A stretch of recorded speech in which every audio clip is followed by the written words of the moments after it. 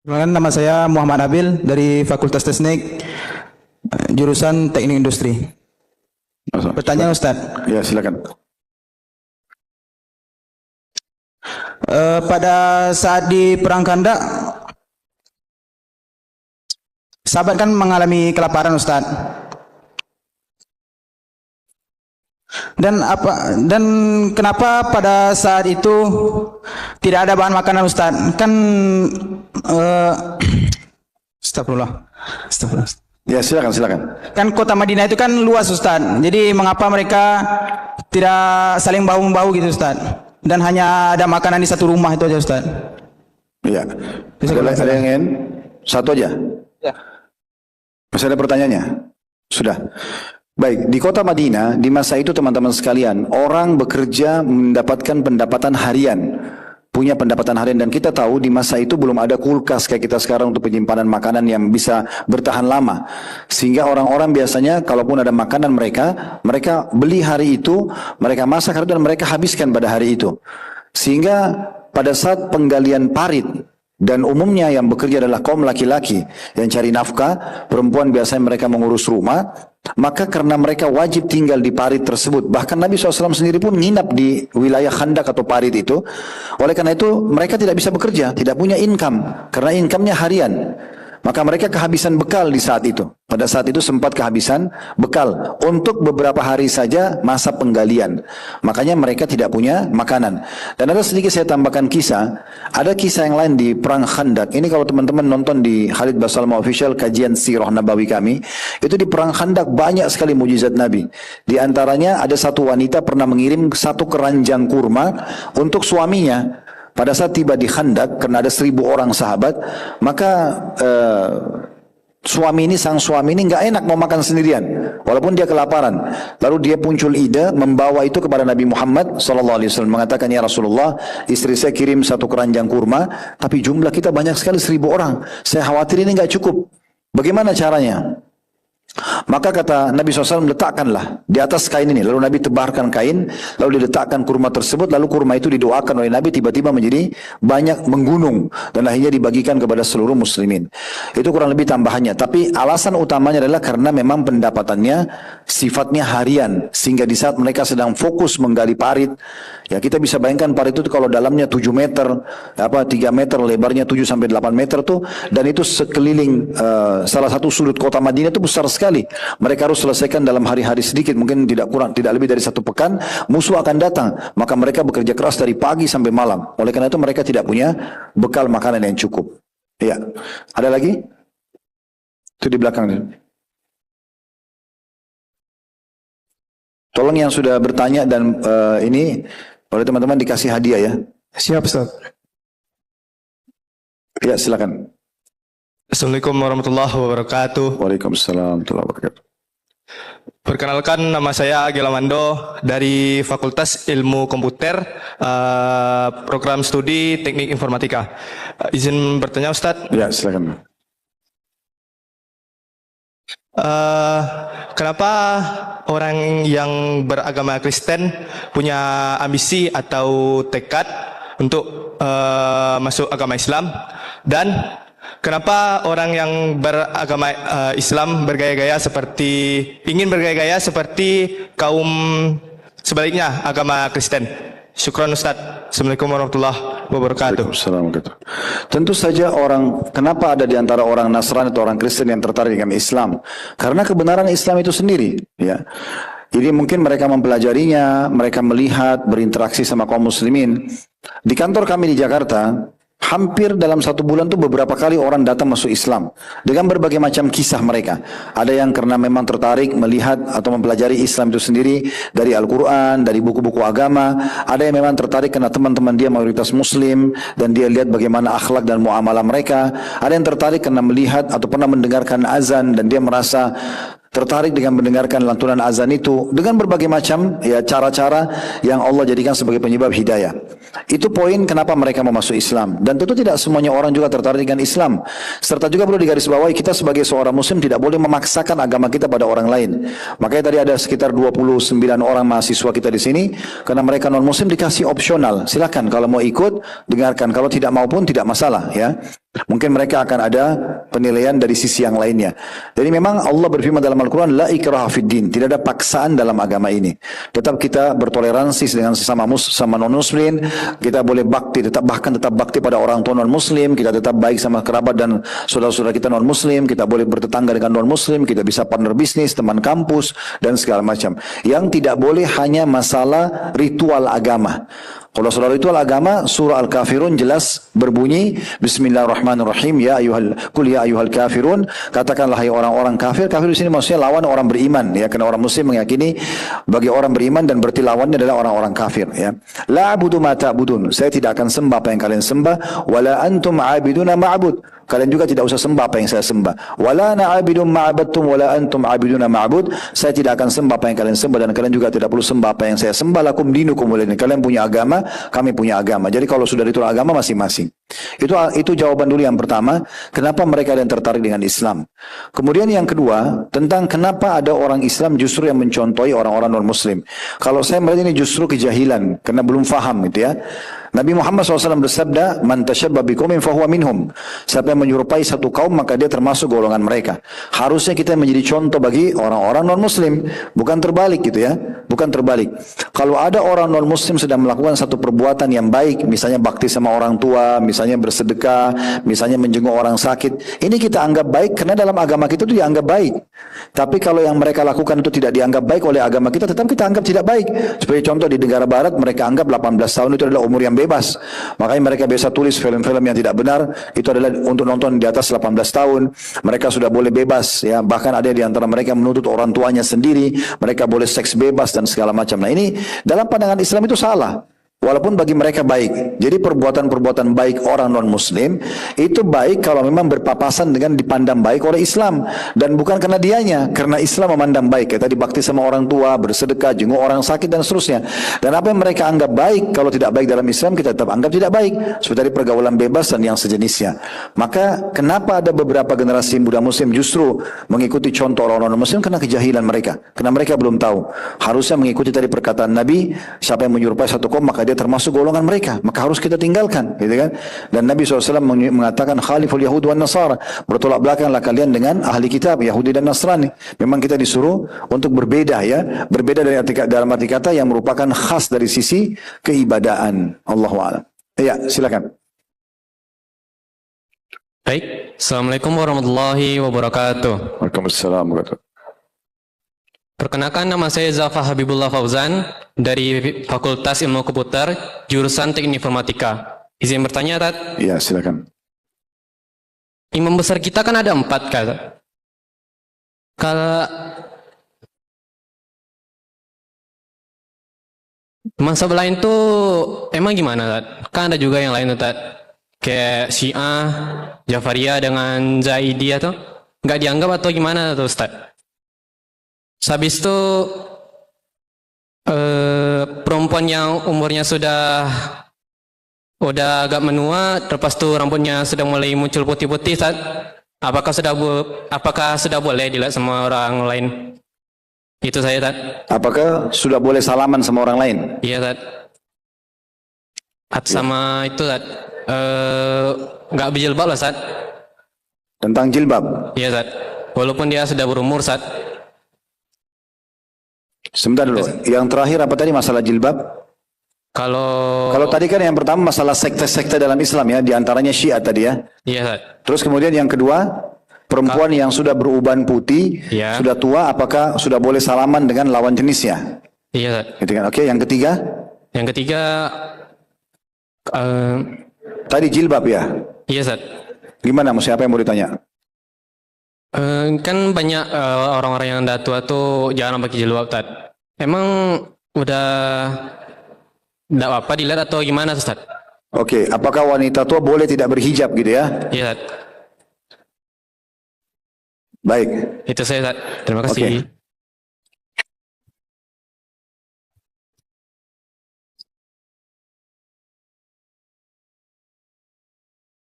Kalau yang tadi yang pertama ditanya oleh Adinda tadi tentang masalah sekte-sekte dalam Islam dan sempat disebutkan Syiah, apakah itu bisa dianggap sebagai Islam atau bukan, ya, atau bagian daripada Islam?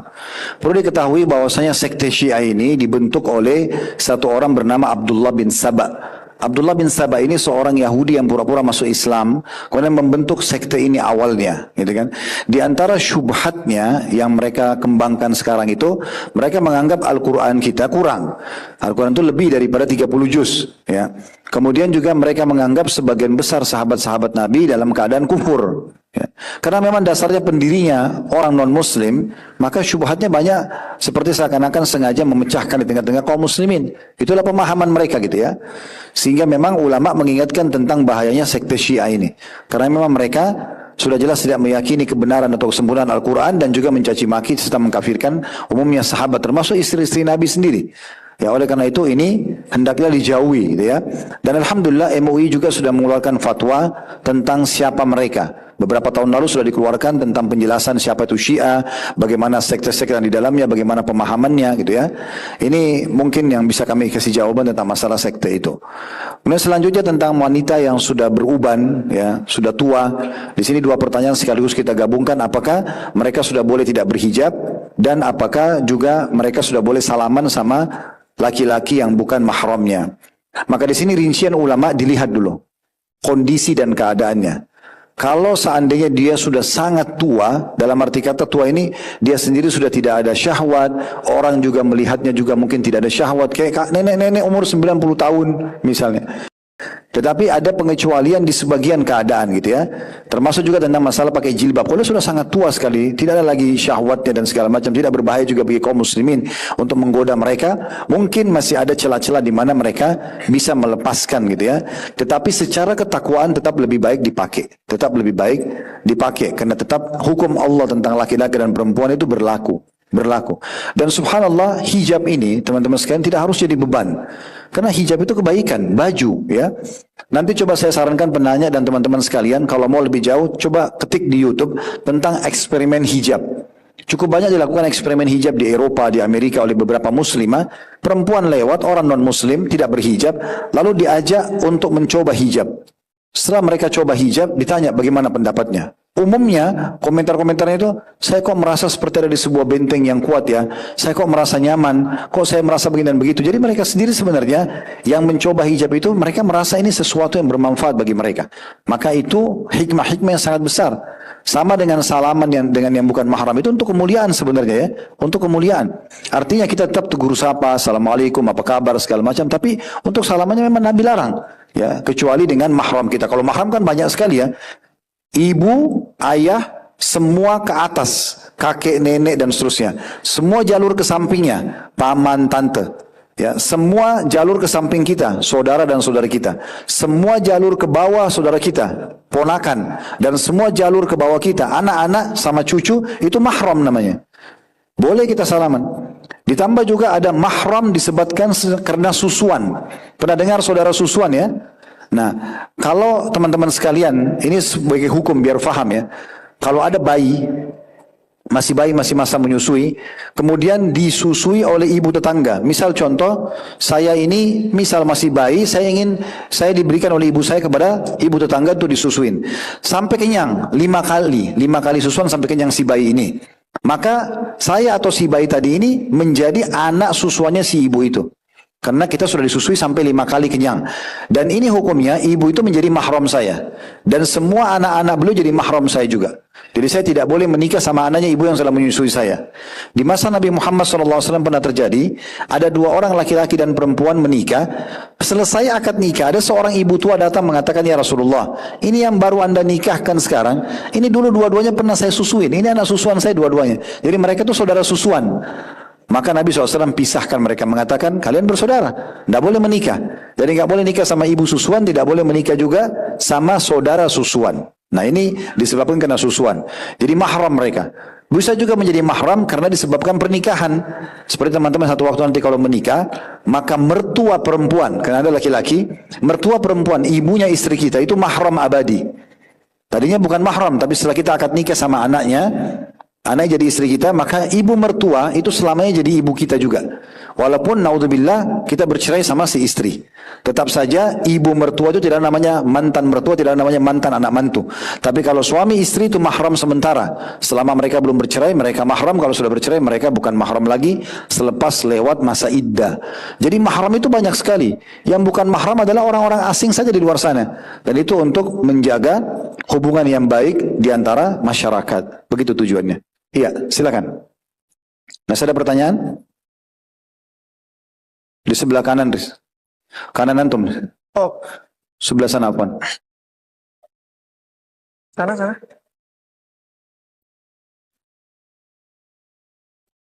Mungkin ini yang terakhir kali Ustaz ya. Hadiahnya tinggal 1.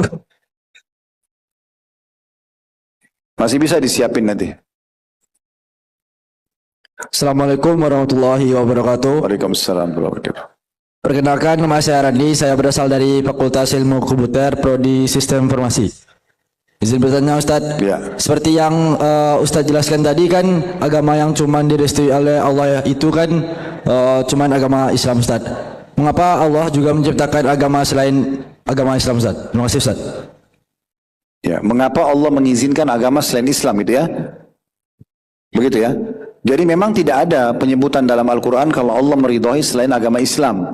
Makanya Allah mengatakan tadi dalam ayat yang sudah kita bacakan, Inna ad-dina indallahil Islam. Agama di sisi Allah hanya Islam saja. Dalam surah Al-Imran. Begitu juga Allah ulangi lagi di ayat surah Al-Imran di ayat yang berbeda, Wa may yabtaghi ghairal islami dinan falan yuqbala min wa huwa fil akhirati minal khasirin. Siapa yang coba-coba pilih selain Islam sebagai agama tidak akan diterima dan dia itu ditolak. Ya, dan termasuk orang rugi di akhirat nanti. Jadi kalau pertanyaannya kenapa Allah izinkan, maka jawabannya Allah tidak mengizinkannya, ya. Allah justru memerintahkan kita untuk agama dengan agama yang satu, yaitu agama Islam. Ya, fadhal. Sebelah sini tadi ada.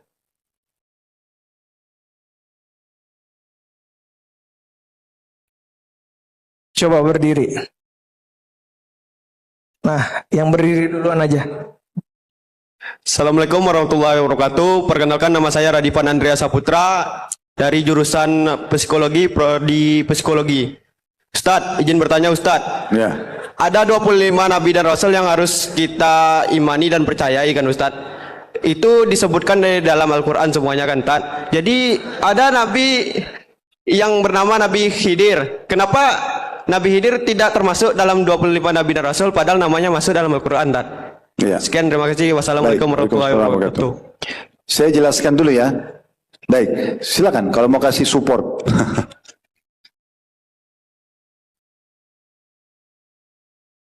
Pernah dengar Nabi dan pernah dengar Rasul ya?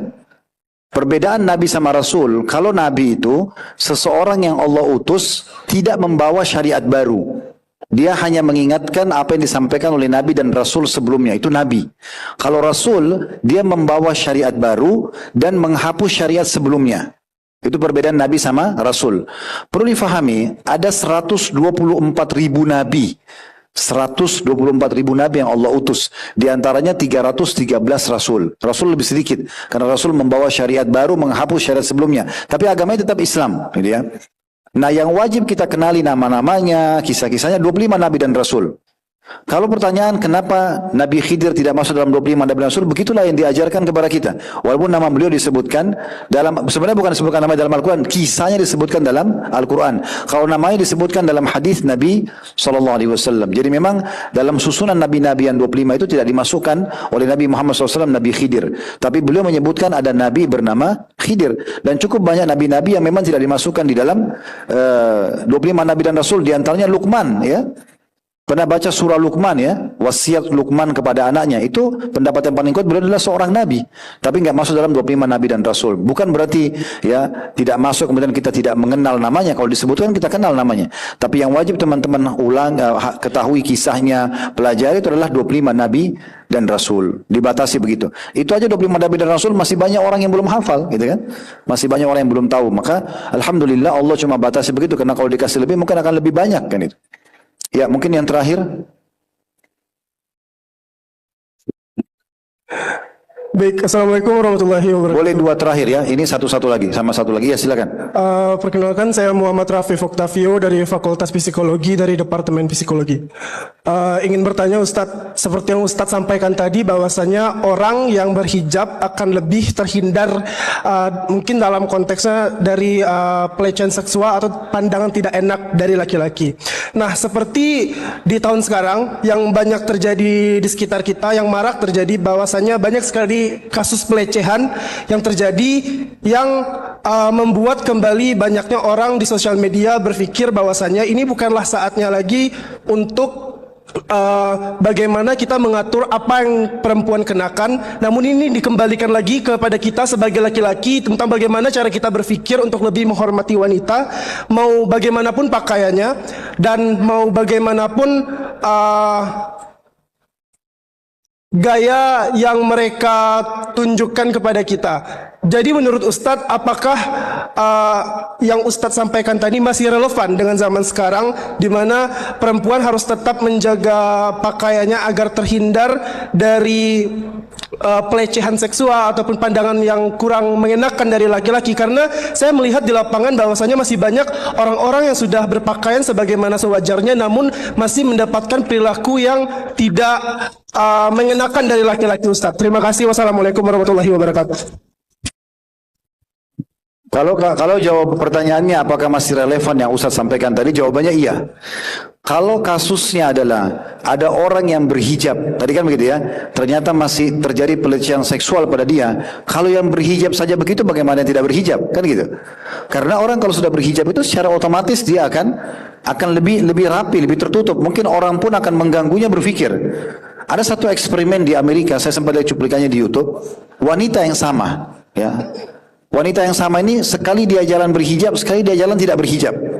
Di satu jalan di Amerika beda jam, satu pagi kalau nggak salah satu malam. Yang satu dia jalan pakai hijab, di jalan yang sama yang satu tidak pakai hijab. Temannya di belakang bawa kamera tersembunyi.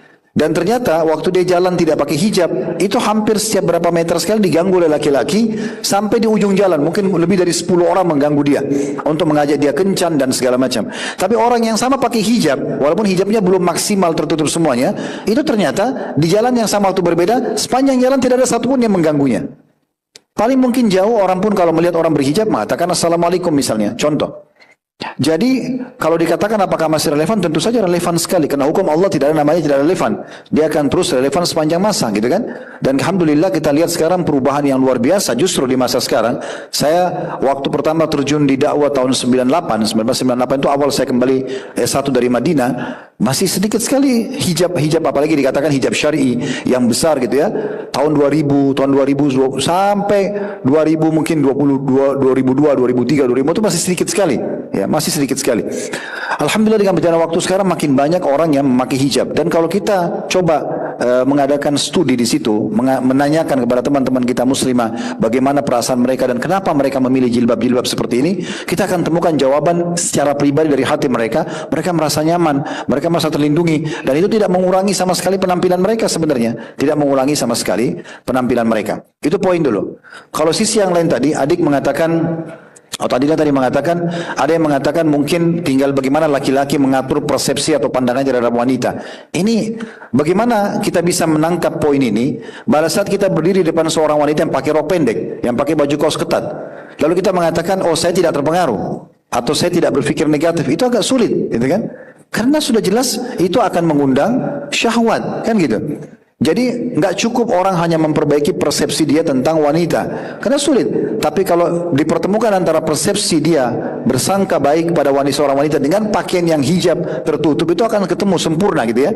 Dibandingkan dia harus memaksakan pemikiran dia ya dengan wanita yang tidak tertutup depan dia dan terbuka, apalagi di komunitas yang begitu ramai, lalu dikatakan dia tidak terpengaruh. Itu susah sekali.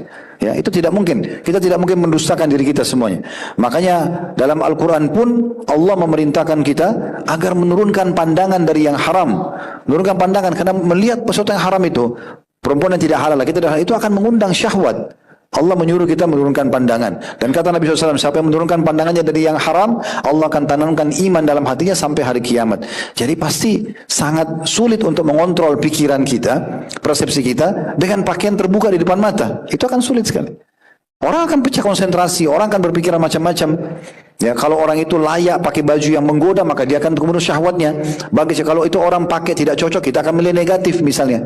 Kan gitu, beda dengan orang pakai hijab. Umumnya secara persentase, pasti orang akan menilai hal-hal yang positif. Ya, satu lagi.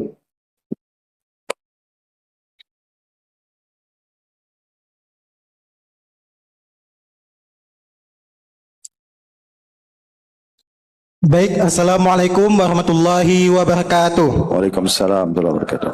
Perkenalkan, nama saya Ilham Putra Pratama, jurusan psikologi. Ustadz, di sini saya mau bertanya, kalau zaman dulu orang-orang berusaha mencari kebenaran kerasulan Nabi Muhammad SAW melalui wahyu. Sementara sekarang ini orang-orang berusaha mencari aliran agama Islam mana yang benar-benar baik. Dalam Islam sendiri, Nabi SAW mengatakan akan banyak di akhir zaman aliran-alirannya. Jadi kita menanggapi hal itu dan supaya bisa yakin untuk istiqomah terhadap jalan yang kita pilih, bagaimana Ustadz? Terkadang hal ini juga menjadi pertanyaan dari non-muslim. Kenapa di Islam terlalu banyak golongannya sehingga membingungkan? Terkadang saya sendiri juga menjadi bingung kenapa harus banyak golongan. Dan terkadang malah menganggap buruk golongan lainnya. Dan pertanyaan saya yang terakhir yaitu, apakah kita boleh fanatik dalam beragama? Cukup sekian. Oke. Baik, pertanyaan yang bagus ya. Kita beranjak dulu daripada sebuah hadis Nabi SAW akan terpecah kaum Yahudi menjadi 71 golongan, Nasrani 72 golongan, dan umatku 73 golongan. Semuanya akan melalui neraka kecuali satu. Lalu para sahabat mengatakan, ya Rasulullah, siapa yang satu itu? Kata Nabi SAW, yang ada di atas contoh-contohku dan juga para sahabatku. Jadi juga ada hadis yang lain menguatkan masalah ini. Kata Nabi SAW, taraktu fikum amrani ma in tamassaktum bihima lan tadillu abada. Aku tinggalkan kepada kalian dua pegangan utama. Kalau kalian berpegang teguh kepadanya, kalian tidak akan pernah sesat selamanya. Lalu beliau sebutkan, Kitabullahi wa sunnati, berpegang pada kitab Allah Al-Quran dan sunnahku, sunnah Nabi SAW. Kenapa banyak kelompok-kelompok yang muncul? Karena mereka sangat varian sekali, ya. Tidak banyak variabelnya, dan mereka tidak ikut apa yang mereka jadikan sebagai Tuhan itu kepada wahyu, kemudian Al-Quran dan sunnah. Mereka mau berbuat semaunya sendiri, bukan panduan. Sebenarnya kalau punya ikut panduan pasti akan ada standarisasi. Karena dalam Islam kan yang halal jelas, yang haram jelas. Sholat di Indonesia sama sholat di Amerika, sholat di Eropa, sholat dimanapun sama, ya, sama gerakannya, sama bacaannya, sama jumlah rakaatnya, sama juga kewajiban-kewajiban sholatnya, sama sunnah-sunnahnya, sama hal-hal yang makruhnya, sama hal-hal yang membatalkannya, ya. Jadi tidak ada bedanya. Perempuan disuruh berhijab di Indonesia, berhijab di Amerika, berhijab di Afrika, di mana-mana berhijab semuanya. Puasa Ramadan sama juga, dari mulai azan subuh sampai azan maghrib, kan gitu. Begitu juga dengan zakat, bagi orang yang memenuhi dua syarat, haul masa setahun hartanya, dan nisab kadar minimal 85 gram emas, keluarkan 2,5%. Haji juga bagi yang mampu, sama semua. Menuju ke Baitullah di Mekah, tidak ada haji di tempat lain. Jadi kita lihat Islam itu sudah jelas sebenarnya. Jadi kalau ada kelompok-kelompok yang muncul kemudian mengatasnamakan Islam dan keluar dari tuntunan wahyu, maka ini tidak dianggap sebagai sesuatu yang bisa jadi contoh gitu ya.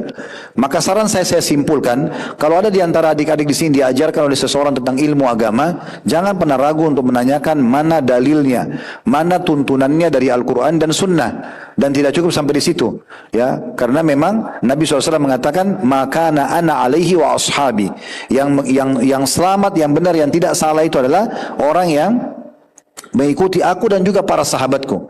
Jadi pemahaman Al-Quran dan Sunnah itu sesuai dengan yang difahami oleh para sahabat Nabi. Karena mereka orang yang hidup bersama Nabi Muhammad SAW, mereka yang melihat wahyu turun, ada beberapa ayat Al-Quran turun pada mereka, di kasus-kasus mereka pribadi, dalam rumah tangga, dalam peperangan misalnya, dalam fatwa yang mereka tanyakan, maka semua itu berarti menandakan mereka yang paling faham tentang agama. Mereka wariskan kepada generasi setelahnya namanya tabi'in, lalu generasi setelahnya tabi'in dan seterusnya. Maka ini menandakan memang orang yang berpegang pada wahyu Al-Quran dan Sunnah sesuai dengan pemahaman para sahabat, maka insya Allah akan benar jalannya. Seperti itu gambarannya ya. Jadi nggak usah bingung, tinggal kita boleh belajar sama siapa saja, tapi ingat ya, kita harus tahu orang ini menyampaikan wahyu. Allah berfirman dalam surah ini. Tadi kita sampaikan, lalu kita mengatakan Allah berfirman begini, Rasulullah bersabda begini, sahabat menyampaikan begini. Maka kita sampaikan sesuai dengan SOP yang ada atau standarnya ya, standar operasionalnya atau standar di perusahaan. Kalau ini standar syariat, kita punya standar syariat. Itu. Kemudian yang kedua tentang masalah bolehkah orang fanatik dengan agama? Kalau fanatik dengan perintah agama yang diperintahkan misalnya sholat, lalu kita fanatik dalam arti kata kita jaga sholat itu. Yang dimasukkan fanatik di situ adalah itu.